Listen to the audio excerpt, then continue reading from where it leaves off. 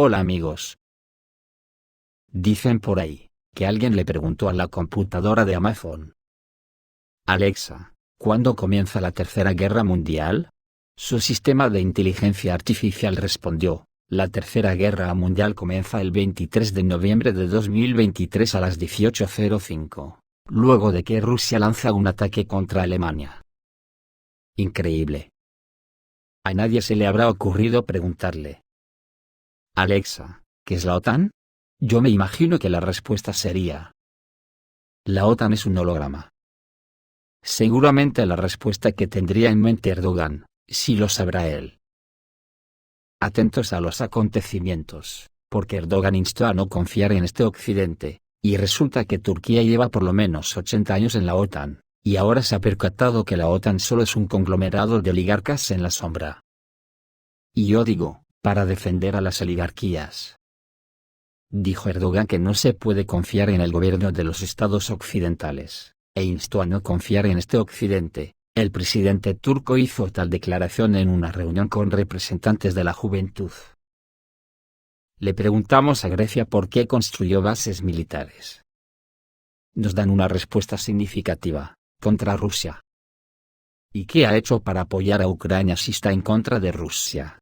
Todo esto es una mentira. No se puede confiar en este Occidente, dijo el líder de Turquía. Según él, se puede cooperar con Occidente en el arte o la ciencia, pero de ningún modo en la política.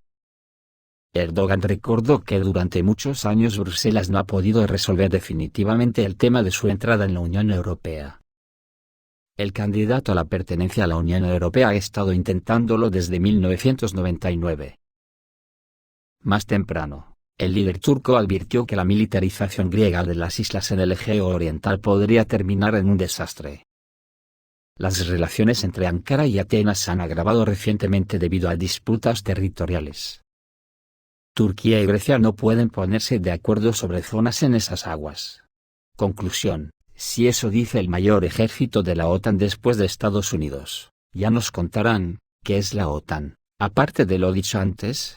Un holograma, que igual que las pompas de jabón cuando las quieres palpar desaparecen.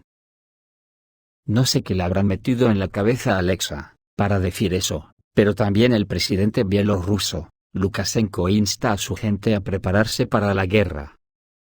El presidente de Bielorrusia, Alexander Lukashenko, nuevamente no descartó la participación de su país en la guerra. Así lo afirmó hoy en una reunión con el secretario de Estado del Consejo de Seguridad y el presidente de la KGB.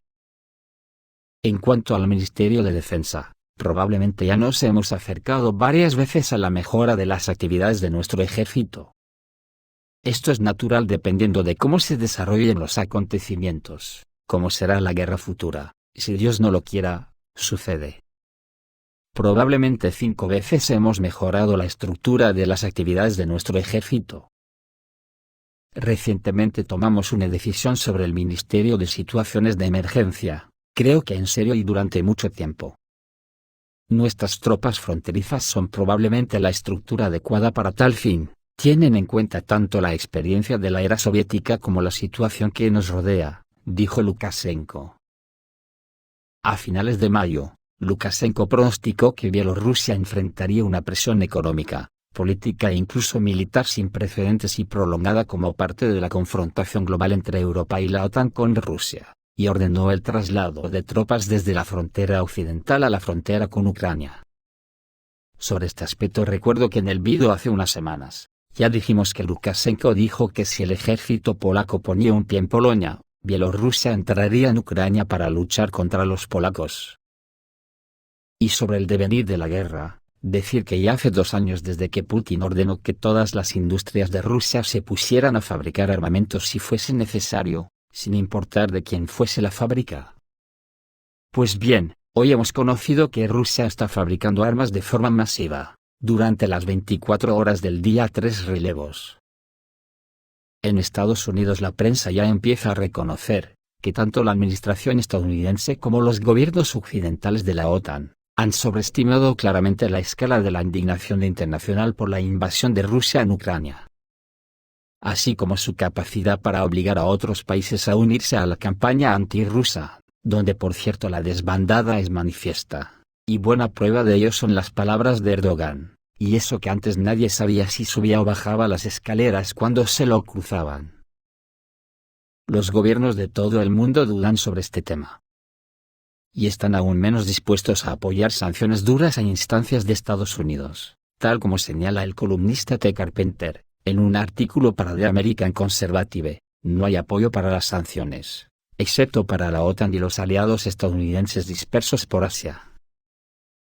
También Walter Russell Mead, del Instituto Hudson, cree que Washington no logró expandir la coalición anti-Rusia y que el apoyo se limitó a una red de aliados tradicionales de Estados Unidos, cita en un artículo de la agencia Prime. Los estados africanos, que no ven mucho beneficio para ellos en el apoyo a Occidente, no se sumaron a las sanciones. Más bien perciben lo que está sucediendo como una lucha por el poder entre Rusia y un satélite de Occidente. Algunos estados latinoamericanos también se negaron a sumarse a las sanciones contra Rusia, en particular, los dos mayores actores políticos y económicos de la región, Brasil y México, no apoyan a Washington.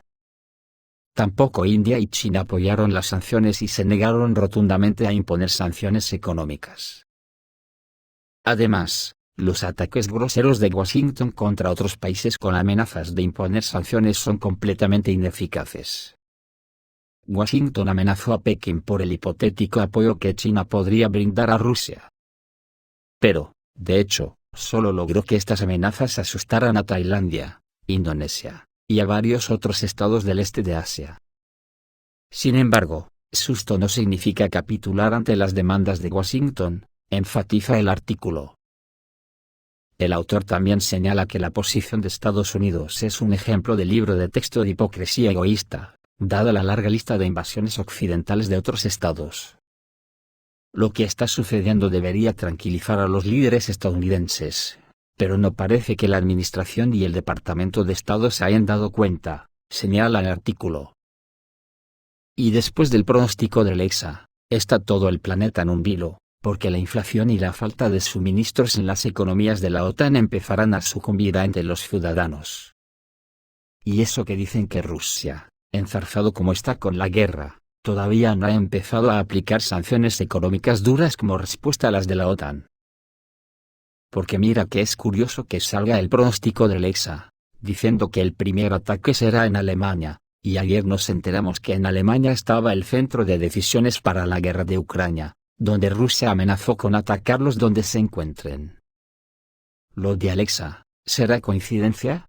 ¿O causalidad de lo que le han metido en la cabeza a los programadores de los desastres contra la humanidad? Esto es todo amigos, reciban un saludo.